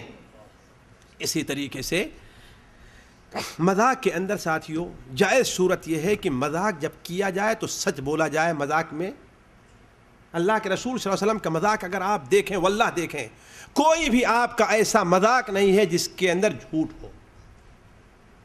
آپ نے ہمیشہ سچ بولا ہے. حضرت انس بن مالک بیان فرماتے ہیں کہ ایک صحابی تھے ظاہر، بادیہ بدو تھے، اللہ کے رسول کو ان سے بڑی محبت تھی. وہ بادیہ کے علاقے سے اللہ کے رسول صلی اللہ علیہ وسلم کو پنیر اور دوسری چیزیں بھیجا کرتے تھے، اور آپ صلی اللہ علیہ وسلم انہیں شہر سے کھجور وغیرہ تحفے کے طور پر بھیجا کرتے تھے. ایک دن بازار میں آئے تھے اپنا کچھ سامان لے کر کے، پنیر ہے، یہ ہے، وہ ہے، سڑک کے کنارے رکھ کر کے بیچ رہے تھے. راستے کے کنارے، سڑک کہاں تھی اس زمانے میں، لیکن راستے کے کنارے بیچ رہے تھے. آپ صلی اللہ علیہ وسلم پیچھے سے جا کر کے انہیں پکڑ لیتے، دیکھ نہیں سکے. اب وہ ناراض ہوئے، کون ہے جو مجھے چھوڑتا نہیں ہے، مجھے تنگ نہ کرو. لیکن جب نیچے سے دیکھا کون ہے اللہ کے رسول صلی اللہ علیہ وسلم، تو اپنی پیٹھ اللہ کے رسول سینے سے اور قریب کرنا چاہے، کتنا میرا جسم آپ کے جسم سے لگ جائے. آپ نے فرمایا من یشتری ھذا العبد بدرہم، اس عبد کو کون شخص ہے جو خریدے گا؟ حالانکہ وہ غلام نہیں تھے، لیکن آپ نے عبد کیوں کہا ہے؟ اس لیے ہر انسان اللہ تعالیٰ کا کیا ہے؟ عبد ہے کہ نہیں ہے؟ تو آپ نے مذاق کیا ہے لیکن جھوٹ کبھی نہیں بولا. اسی لیے علماء کہتے ہیں آپ صلی اللہ علیہ وسلم مذاق کرتے تھے، لیکن آپ کے مذاق 3 چیزوں کے تھے، آگے نہیں بڑھ سکا. 3 چیزوں سے پہلی چیز یہ ہے کہ آپ نے مذاق میں بھی ہمیشہ سچ بولا ہے، کبھی جھوٹ. دوسری چیز یہ ہے کہ آپ نے مذاق کبھی فحش نہیں کیا ہے، آپ کا مذاق پروقار ہوا کرتا تھا مذاق. اور تیسری چیز یہ ہے کہ آپ کی عادت صرف مذاق ہی کرنے کی نہیں تھی، جب دیکھو تب مذاق ہی کر رہے نہیں ہیں. جو لوگ مذاق کے ضرورت مند رہا کرتے تھے، محتاج، آپ ان کے ساتھ مذاق کرتے تھے، ہر کے ساتھ مذاق نہیں کیا کرتے تھے. تو کہنے کا مطلب مذاق میں سچ بولا جائے. اور تیسری چیز یہ ہے کہ مذاق سے متعلق مذاق جائز کب ہوگا؟ جبکہ مذاق ایک محدود شکل میں ہو. اس کی تھوڑی سی وضاحت کروں گا مذاق کی مذموم شکلوں کے بارے میں.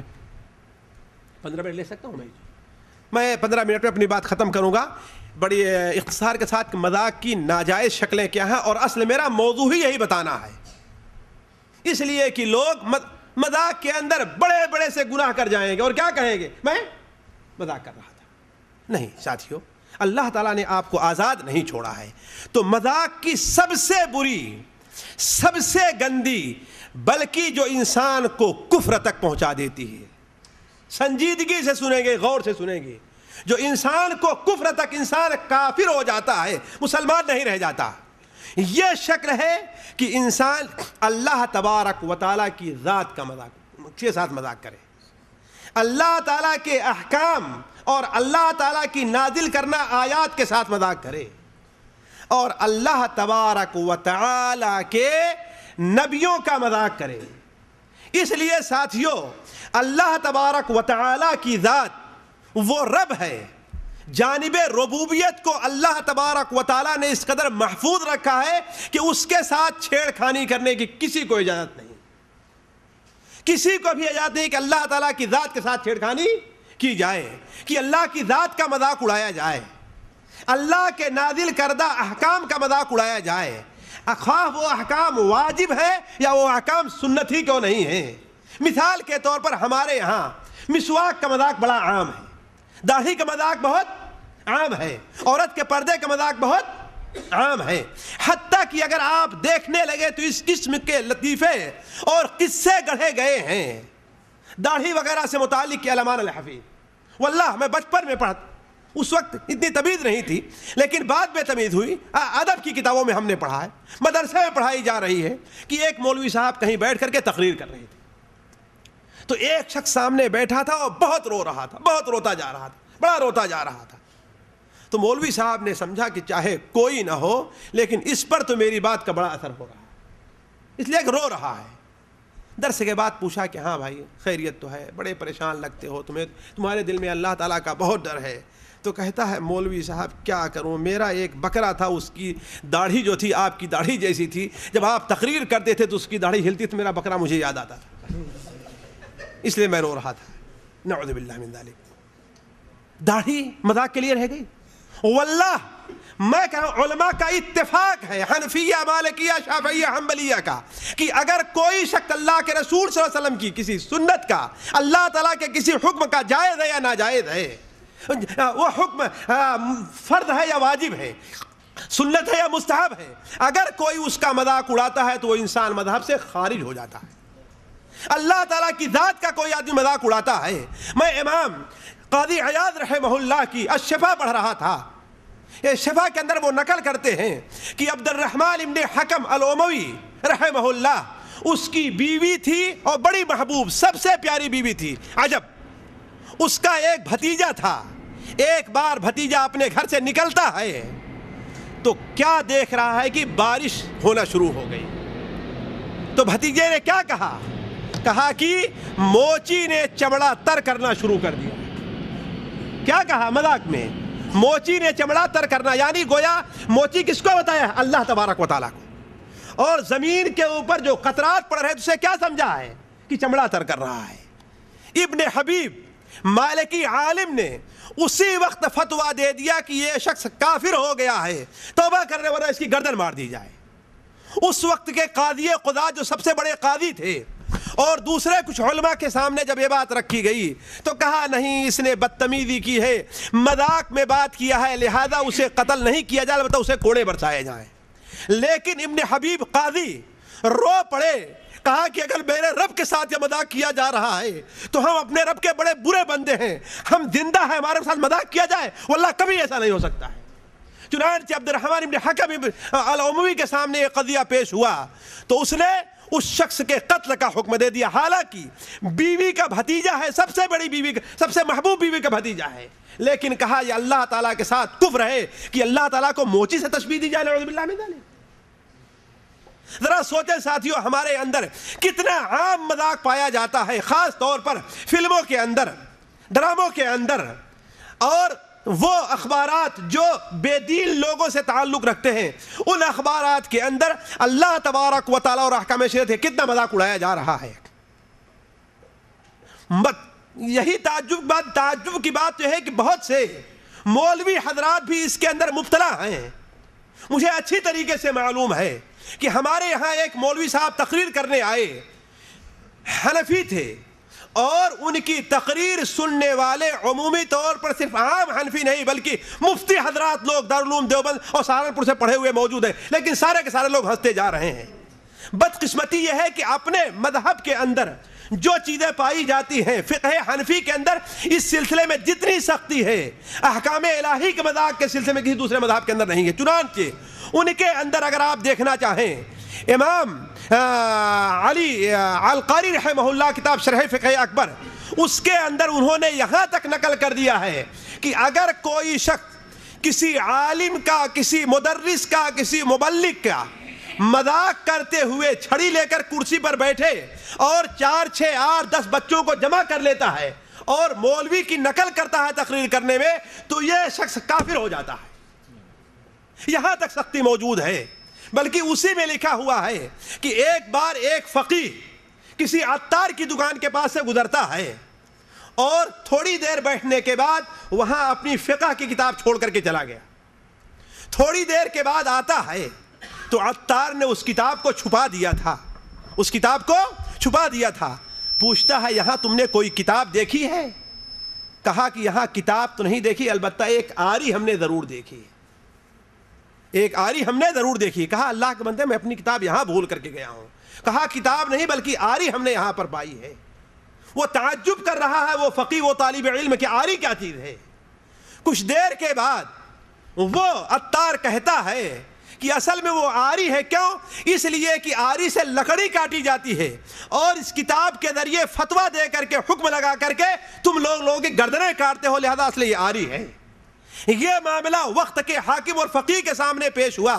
فقیہ نے کہا کہ چونکہ دینی کتاب, علمی کتاب, فقہی کتاب کا اس شخص نے مذاق اڑایا ہے, لہذا یہ شخص کافر ہو گیا.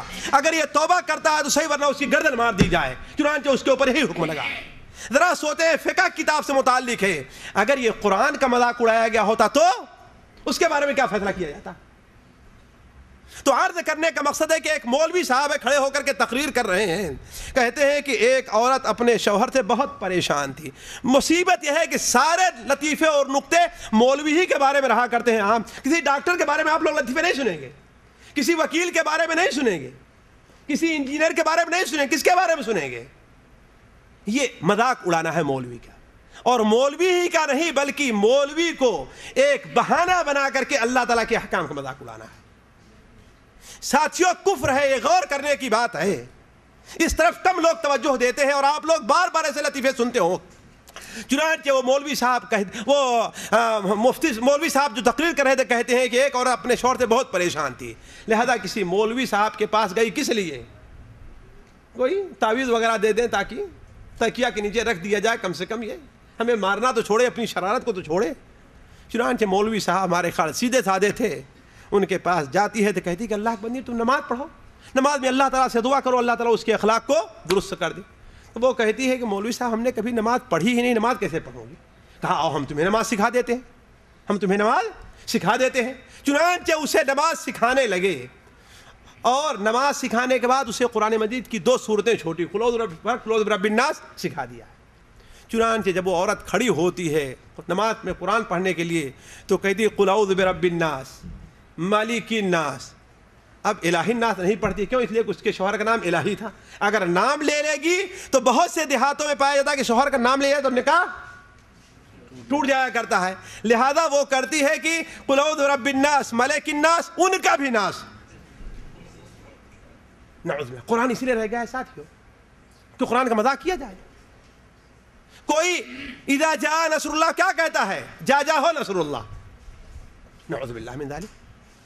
بلکہ یہاں تک آپ سنیں گے کہ ایک شخص کا انتقال ہوا, اس کے بچے اور اس کی بیوی آپس میں اختلاف ہو گیا, تو بیوی چاہتی تھی کہ سارا مال مجھے ملے اور بچے چاہتے تھے کہ ہمیں ملنا چاہیے. چنانچہ ایک مولوی صاحب کے پاس گئی, اس نے 100 روپیہ دیا. مولوی صاحب نے کہا چلو میں تمہیں ایسا فتویٰ دوں گا کہ سارا کا سارا تمہیں ہی مل جایا کرے گا.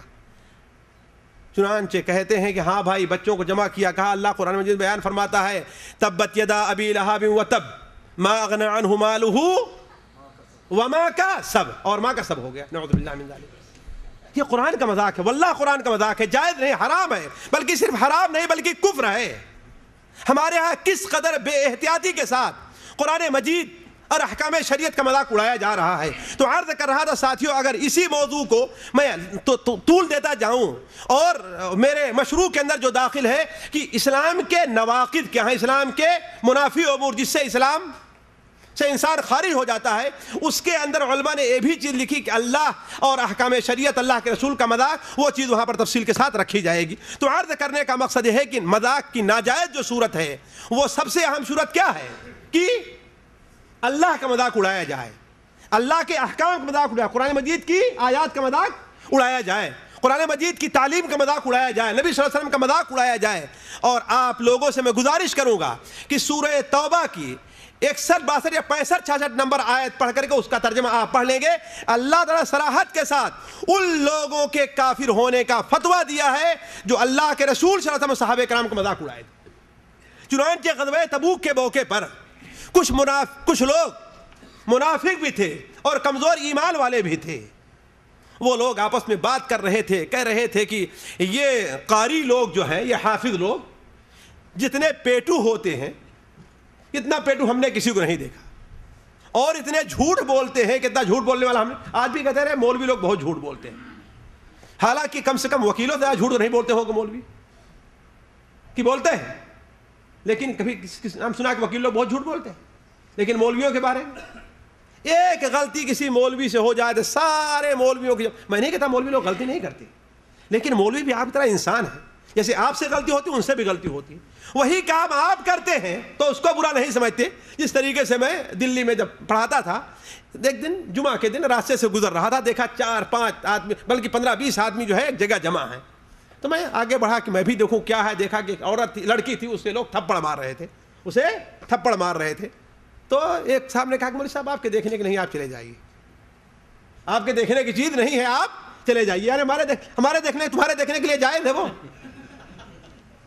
ہمارے لیے ناجائز ہے دیکھنا، تمہارے لیے جائز ہے. یہ کیا چیز ہے؟ فلم دیکھنا اللہ نے مولوی کے لیے بھی ناجائز کہا ہے اور غیر مولوی کے لیے بھی. لیکن اگر کوئی مولوی فلم دیکھنے لگے تو، اور سارے غیر مولوی بیٹھ کے فلم دیتے ہیں، کوئی کسی کو برا بھلا نہیں کہتا ہے نہیں. تو کہنے لگے وہ منافقین کی یہ قاری لوگ جتنے جھوٹے ہیں، یہ قاری لوگ جتنے بزدل ہیں، اور یہ قاری لوگ جتنے پیٹو ہیں، اتنا ہم نے کسی اور کو نہیں دیکھا. فوراً اللہ تعالیٰ نے قرآن مجید کی آیت نازل کی کہ لا تعتذروا قد کفرتم بعد ایمانکم. حالانکہ وہ آئے بھاگ کر کے، اے اللہ کے رسول ہم مذاق کر رہے تھے، ہم صرف وقت گزار رہے تھے کہ راستہ ہمارا کٹ جائے. اللہ تعالیٰ نے کیا بیان فرمایا؟ اب اللہ وآیاتہ ورسولہ کنتم تستہزئون. تم اللہ کے ساتھ، اللہ کے احکام کے ساتھ، اللہ کی آیات کے ساتھ، اللہ کے رسول کا مذاق اڑاتے ہو. تو قرہ کا مذاق اڑانا اللہ تعالیٰ نے اپنا اور اللہ کے احکام کو مذاق اڑانا قرار دیا ہے. تو ساتھیوں کہنے کا مطلب کہ معاملہ بڑا خطرناک ہے. دوسری چیز جو مذاق کے اندر ناجائز ہے وہ کیا ہے کہ انسان حرام کام کے بارے میں مذاق کرے. اب آپ کہیں گے وہ کیسے مذاق کرے گا؟ حرام کام کے بارے میں مذاق کرے. مثال کے طور پر مذاق میں گالیاں دینے لگے. ہوتا کہ نہیں ہوتا؟ بلکہ بڑے شوق سے ایک دوسرے کو گالی دیتے ہیں لوگ. مذاق میں گالی دینا جائز نہیں. سباب المسلم فسوق و قتالہ کفر. مسلمان کو گالی دینا کیا ہے؟ فسق ہے، اور اس کے ساتھ لڑائی کرنا، قتال کرنا یہ کفر ہے. تو مذاق میں گالی دینا یہ جائز نہیں ہے، مذاق کی ناجائز صورت ہے. اسی طریقے سے مذاق میں چوری کرنا. مذاق میں عام طور پر یہ مذاق پایا جاتا ہے کسی چیز چھپا کر کے رکھ لیا، ہوتا ہے نا. ساتھیوں تعجب کریں گے آپ کہ آخر مذاق کے اندر کیا؟ چوری کر لے انسان بعد میں دے دے گا. لیکن ساتھیوں نہیں. ایک آدمی واللہ میں اتنا یقین کے ساتھ اس قصے کو جانتا ہوں کہ میں کہوں کہ میرے ساتھ یہ واقعہ پیش آیا، کہہ سکتا ہوں کہ ایک شخص نے کسی کے اس طریقے سے ایسے ہوتی ہے نا، اس میں اس نے 4-5 روپے، آج سے تقریباً 20-25 سال پہلے کی بات ہے، ایسے رکھے ہوئے تھے. وہ کاپی اس کے ہاتھ میں مل گئی اور اس نے 4-5 روپے نکال لیے. مذاق میں نکالے تھے. کس میں نکالے تھے؟ پھر فتویٰ پوچھتے ہیں مولوی صاحب اب کیا کیا جائے، شرم آتی اس سے کہتے ہوئے، اس لیے 20-25 سال گزر گئے. نکالے تھے مذاق میں، لیکن اچانک ضرورت پڑ گئی اور وہ سمجھ نہیں سکا کہ میرا پیسہ نکالا گیا ہے، لہذا خرچ کر دیا. اب خرچ کر دیا تو آج سے 20-25 سال پہلے 40-50 ریال کی بڑی اہمیت ہوتی تھی. غریب آدمی تھے، اب جمع نہیں ہو پا رہا ہے. اب جب 15-20 سال گزر گئے تو کہتے ہیں مولوی صاحب کیا کیا جائے. حالانکہ لیا تھا مذاق میں، لیکن وہ چوری میں بدل گیا. تو مذاق کے اندر چوری کرنا بھی جائز نہیں ہے. اسی طریقے سے مذاق کے اندر کسی کو ڈرانا. کچھ لوگ ہوتے ہیں ان کی عادت ہوتی کہ بچوں کو دیکھے تو ان کو ڈرا دینا شروع کر دیتے. بلکہ ایک آدمی کے بارے میں معلوم ہے کہ اس سے بچے اتنا ڈرتے ہیں کہ دور سے دیکھیں کہ وہ آ رہا ہے تو بچے رو کر بھاگنا شروع کر دیتے ہیں. کیوں؟ اس لیے کہ بچوں کو دیکھے تو خوفناک صورت بنا کر کے. یہ کیا چیز ہے؟ سنن ابو داؤد میں روایت ہے کہ اللہ کے رسول صلی اللہ علیہ وسلم کے صحابہ کرام ایک بار کسی سفر میں جا رہے تھے. ایک صحابی سوئے اور اپنا کوڑا یا تلوار یہاں پر رکھی. ایک نے پیچھے سے آہستہ سے اسے کھینچنے لگا. جب بالکل کنارے پہنچی تو گھبرا کر جگہ سمجھا کوئی دشمن آ کر کے، اور سارے کے سارے صحابہ کرام ہنسنے لگے. سنن ابو داؤد کے اندر روایت ہے. آپ نے پوچھا یہ کیا بات ہے؟ کہا کچھ نہیں ہے، اللہ کے رسول صلی اللہ علیہ وسلم ایک نے ان کا جو ہے چوری سے ان کی تلوار لے لی تھی، اس لیے گھبرا کر کے اٹھے. آپ نے کیا بیان فرمایا؟ لا یحل لمسلم ان یروع مسلما. کسی مسلمان کے لیے جائز نہیں کسی مسلمان کو خوفزدہ کرے. تو یہ گناہ کا کام ہے، حرام کام ہے. ایسے بارے میں ساتھیوں مذاق جائز نہیں ہے. اسی طریقے سے جھوٹا مذاق بھی جائز نہیں ہے. دیکھیے دو چیز ہے, مذاق میں جھوٹ بولنا اور ہے وہ بھی ناجائز ہے, اور جھوٹا مذاق اور ہے وہ بھی ناجائز ہے. مذاق میں جھوٹ بولنا مثال کے طور پر جیسے آج کل اپریل فل چل رہا ہے, نعوذ باللہ من ذالک. اپریل فل میں ساتھیوں دو خرابی پائی جا رہی ہے. ایک تو جھوٹ بولا جا رہا ہے, دوسرے غیر قوم کی مشابہت ہو رہی ہے. غیر قوم کی مشکل تو یہ ہے کہ ہم امریکہ سے, یورپ سے اس قدر مرعوب ہے کہ ان کی ہر بری چیز ہمیں اچھی لگتی ہے, ان کی ہر بری چیز ہمیں اچھی لگتی. بلکہ میں جانتا ہوں کہ اگر ان کی کوئی عورت ننگے بازار میں نکل جائے تو ہماری عورتیں ان کی تقلید کرنا, ان کا کوئی مرد نوجوان اگر گدھے کے طریقے سے بال کٹاتا تو ہمارے نوجوانوں کو تقلید کرنا شروع. ذرا سوچے, گدھا بننا تجھے پسند ہے, کس لیے؟ ان کی تقلید کے اندر. تو ان کی تقلید کا خمار اور نشہ ہمارے اوپر اس قدر چڑھا ہوا ہے کہ ہم یہ نہیں دیکھتے اس تقلید میں کہ ہاں یہ جائز ہے یا ناجائز. اس طریقے سے اپریل فل ہے. واللہ اپریل فل سے متعلق مجھے بعض لوگوں میں تجربہ ہے کہ بعض لوگوں کی بیویوں کو طلاق ہو گئی اس لیے کہ جھوٹ بول کر کے ایک کے سامنے اس کی بیوی کے اوپر قسم کھا کر کے الزام لگایا, اس نے اپنی بیوی کو طلاق دے دیا. تو جھوٹ بولنا مذاق میں قطعاً جائز نہیں. اور عام طور پر ہمارے یہاں لوگ مذاق میں کچھ تم جھوٹ, ارے مذاق کر رہا تھا, ہوتا ہی نہیں ہوتا ہے. تو جھوٹ بولنا مذاق کے اندر قطعاً جائز نہیں ہے. اسی طریقے سے جھوٹا مذاق بھی جائز نہیں ہے. جھوٹا مذاق کیا نہیں, جھوٹا مذاق کیا یعنی جھوٹے قصے جو ہے جو گڑھے رہا کرتے ہیں ادھر ادھر کے, وہ لا کر کے لوگوں کے سامنے پیش کرنا.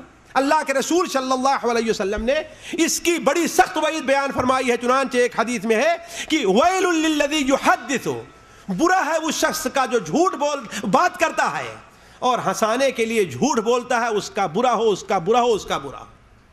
ایک حدیث میں آپ نے بیان فرمایا کہ بسا اوقات لوگوں کو ہنسانے کے لیے ایک شخص ایک بات کرتا ہے اور اس کی وجہ سے جہنم میں اتنا نیچا گر جاتا ہے جتنی دوری ثریا کی رہا کرتی. تو ساتھیوں جھوٹا مذاق, اور آج دیکھ لیجئے ہمارے یہاں جھوٹے مذاق کی بھرمار ہے. جتنا مذاق عام طور پر کیا وہ عام طور جھوٹا ہی رہا کرتا ہے نا, ہے کہ نہیں ہے؟ کوئی کسی گدھے کا, کوئی کسی کتے کا, کوئی کسی اور لوگوں کو ہنسانے کے لیے. تو عرض کرنے کا مقصد ہے کہ مذاق میں جھوٹ بولنا بھی ناجائز ہے اور مذاق میں جھوٹا مذاق بھی ناجائز ہے. اسی طریقے سے ناجائز مذاق کی ایک صورت یہ ہے کہ انسان کو نقصان ہو اس مذاق سے, اس مذاق سے انسان کا نقصان ہو, وہ بھی ناجائز. ہمارے بھائی بیٹھے ہوئے ہیں, انہوں نے خود بیان کیا, آج سے تقریباً 35 سال یا 40 سال پہلے کی بات ہوگی کہ اپنے ساتھیوں کے ساتھ ایک بار شکار کے لیے نکلے.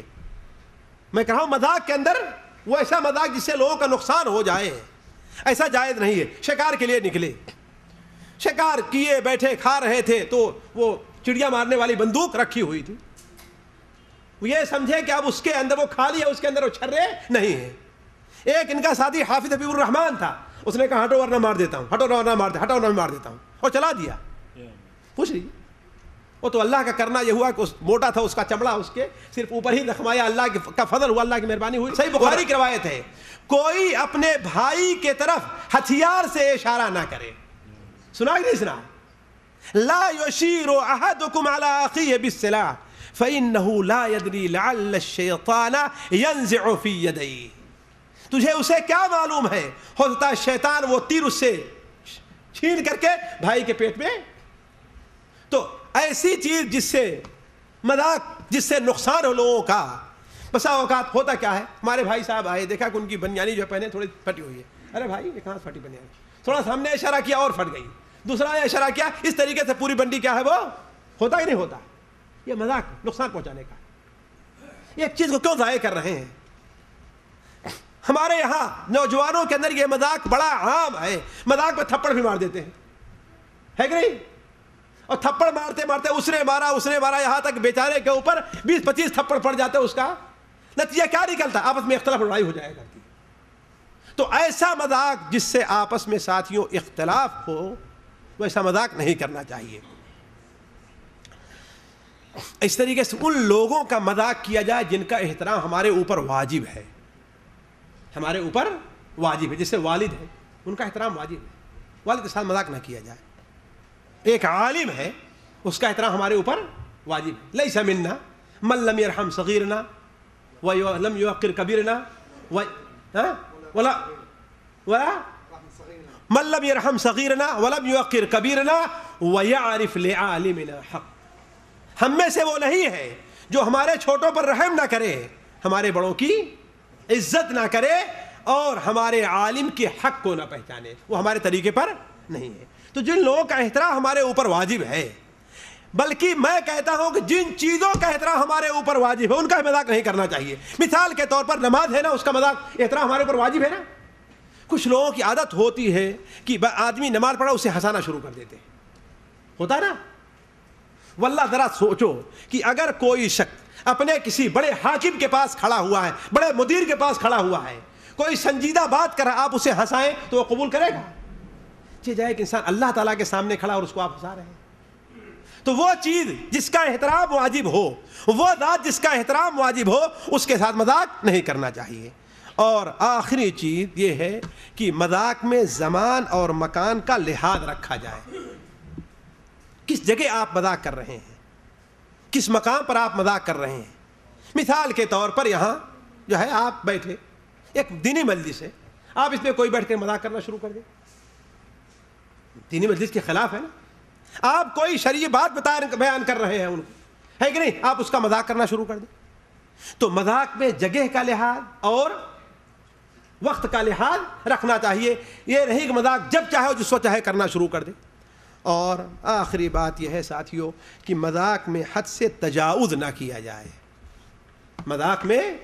مذاق کی مثال علماء نے کیا لکھی ہے، واللہ بڑی بہترین مثال ہے، ذرا غور کریں آپ.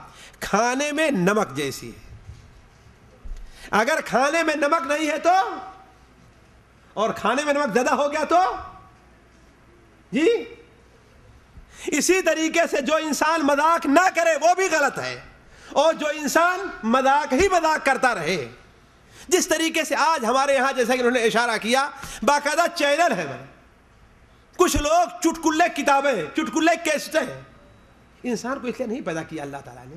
مذاق ہو ایک محدود مقدار میں، صرف انہی اسباب کے لیے اس کا ہم نے ذکر کیا ہے، دلچسپی کے لیے، خوش طبعی کے لیے، انہی چیزوں کے لیے مذاق ہونا چاہیے. یہ نہیں کہ انسان جہاں بیٹھے، کچھ لوگ ہوتے ہیں ان کے کوئی بات، ان کی کوئی مجلس، ان کی کوئی جگہ مذاق سے خالی نہیں ہوا. نتیجہ کیا نکلتا ہے کہ ان کی اہمیت لوگوں کے نزدیک نہیں رہ جاتی ہے، ان کا وقار لوگوں کے ذہن سے کیا ہے، ختم ہو جاتا ہے.